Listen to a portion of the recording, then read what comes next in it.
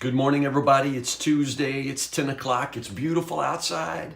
And it's time for 10 with Tim. Each day, Monday through Friday, we take about 10 minutes. We go verse by verse through the Word of God. Probably you know that, but I keep saying it in case we got somebody new with us. If you're new with us, gosh, join us. We are just reading the Bible together. My name is Tim Harris. I'm a pastor in South Central Kentucky. And this is what we do. We're going through the book of Isaiah right now. We are in chapter 29. And anyway, let's talk about it. I love chapter 29, actually. I'm just honest with you. When I read the Bible through, I know a lot of people, they feel like they just get really stuck in the book of Leviticus or, one of those really difficult, dry early chapters in the Old Testament. But I fly right through those. I die in Isaiah and Jeremiah. You just get into these prophetic, these are long books. You get into these prophetic chapters, and honestly, they begin to sound a lot the same, and God just sounds mad all the time, and it can be sort of difficult to stay with it. But I am really enjoying this reading through with you, and Isaiah chapter 29 is just beautiful, and there's nothing same, about it. It's just it's breathtaking, and I just love it. So let's talk about it. We're now in a little series of chapters that all begin with the word woe, or in the New Living Translation, it's what sorrow awaits. So here it's what sorrow awaits Ariel, the city of David. We're talking about Jerusalem here. We're talking about a sort of a nickname of the city, although I don't know how widely known this nickname is. Ariel is a Hebrew word that typically means lion or lioness. And so used in this way, scholars are sort of torn because again, to call the city Ariel is probably in many ways to call it like a city of lions or like mighty heroes, a city of heroes, which is ironic because in this passage, God is going to overthrow the city of heroes. So there's this idea of he's going to conquer the conquerors. You see what I'm saying? It's that ironic use of this word as a nickname for the city of Jerusalem. However, in Ezekiel chapter 43, I think, Ezekiel chapter 43, about verse 15, it's one of those chapters I asked you to read and you probably skipped. I don't mean that, but probably I asked you to read it and you skipped it because it's one of those long chapters of just, literally measuring and counting and describing every single, eye-watering detail of the temple. You remember that in Ezekiel? Well, in Ezekiel chapter 43, verse 15, 16, right in there, the word Ariel is used to describe the hearth of the altar, or literally like the chimney.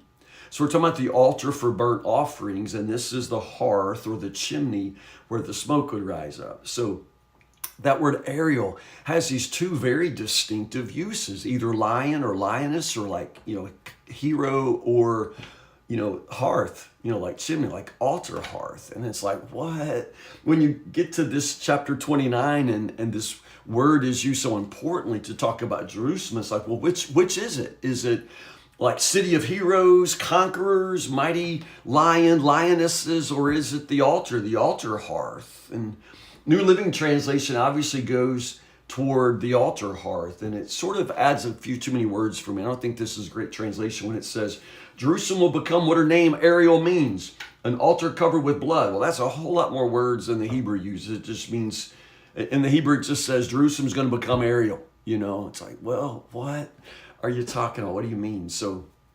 I kind of go my own way here. Rather than like pick one, I think that Isaiah probably intends that double meaning. I think that in the first usage, when he says, what sorrow awaits Ariel, the city of David, I think he means that idea of the conqueror, the lion, the lioness. I think that's what he means because it's that ironic conquering of the conquerors.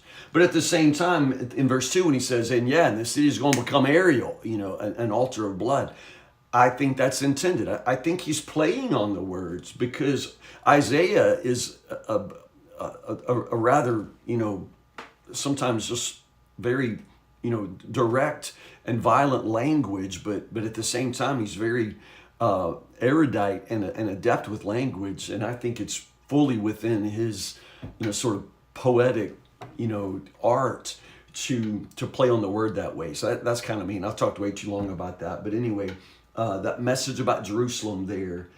God himself is going to become the enemy and fight against them, all the way to where they're just going to be reduced to the dust. Notice what it says, deep from the earth you will speak. So there's this idea that God in his wrath and because of their turning from him is just going to crush them into the dust. But even from the dust, he will hear their cry. And then there's this, this mind-blowing reversal. Suddenly, the enemies are going to be crushed like the finest of dust. Your attackers will be driven away. All the nations fighting against you will disappear. And then there's the redemption of God's people. So it's like, what? Just that reversal comes so quickly. Verse 9, are you amazed? Are you incredulous? Can you not believe it? Actually, you're just blind, stupid. That's what Isaiah says. I know you find this hard to believe, but it's mostly because you don't want to believe. Isaiah, plays on this, and you see it here in verses 9 through about 12. It's this whole idea of, the reason you don't hear anything is because you don't listen. If you listen, you'd hear something. If you look, you'd see something, But as it is, everything that is being revealed. Isaiah is saying, even in this vision, y'all ain't going to get any of this. You're not going to understand it. Those of you who can read it, don't read it. And those of you who can't read it, can't read it, and it's sealed from you. You're blind to it. But be blind. Be stupid, he says. You're staggering, but it's not because you're drunk. You can't walk straight. It's just Isaiah there talking about God's people. And then once more, again, just these short, oracles kind of pile up. Verses 13 and 14 are amazing to me. The Lord says, these people say their mind, they honor me with their lips, but their hearts are far from me. Sunday morning in the pulpit, we were reading the book of Revelation where Jesus gives kind of the report cards for the 7 churches. And gosh, this sounds like this too. God is giving his critique for worship, and he's not there for it, if you notice. Their worship of me is nothing but man-made rules learned by rote. That's one translation. The Hebrew literally says something like man-made rules taught as God's commands. It's that idea that like, this is for you, but you act like I want it, the Lord would say. It's like you're the one who says this got to be this, and you're the one, this is all for you. These are your rules, it's your thing, and you try to act like it's my thing. Your mouth talks like people who love me, but I know where your hearts are. It's just devastating critique of the God to whom worship seems to be addressed, but at the same time, he knows our hearts and he's not buying any of it, Verse 15, another woe. What sorrow awaits those who try to hide their plans from the Lord, as if he can't see us, It's just that foolishness.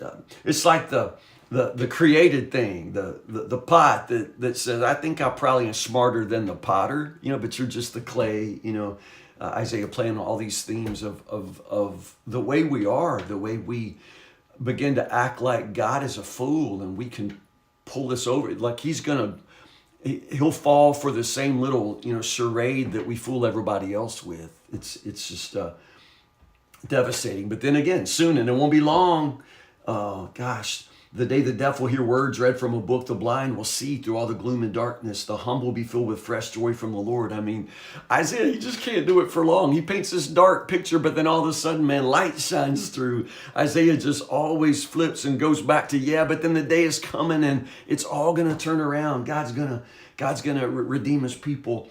I just love it. I think it's beautiful. That's why the Lord who redeemed Abraham says to the people of Israel, my people will no longer be ashamed or turn pale with fear. They're going to see their many children and all the blessings I've given them. So at the end of this chapter, it's all blessing. It's all good. And I love it. You just see this God who is so fiercely committed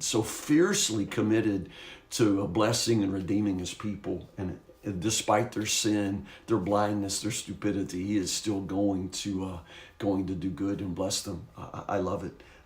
We'll pick up here tomorrow. We'll pick up with 2 chapters, chapter 30 and chapter 31. So chapter 31 is really pretty short. So chapter 30, verse 1, all the way through chapter 31, verse 9. Okay? Listen, y'all pray for me. Pray for my family. My mother is probably in final days. I don't know how long she'll have. I don't know that she'll last today, to be honest. So I'm just telling you so that you'll pray for me and so that if I don't show up, tomorrow or one of these days, you're going to know where I am, okay? So I promise I'll get back to you. I'll pick up with you. I know that you're all going to say, just go be with your mom, and that's what I'm going to do. But understand, I'll try to be faithful to you. But if I don't show up one of these days this week, you'll know where I am, and just pray for me. Pray for my mom. Pray for our family, okay? I love you guys so much. Lord willing, I'll see you tomorrow. Chapter 30, 31 of the book of Isaiah. But otherwise, you guys just have a great day today. And I love you so much.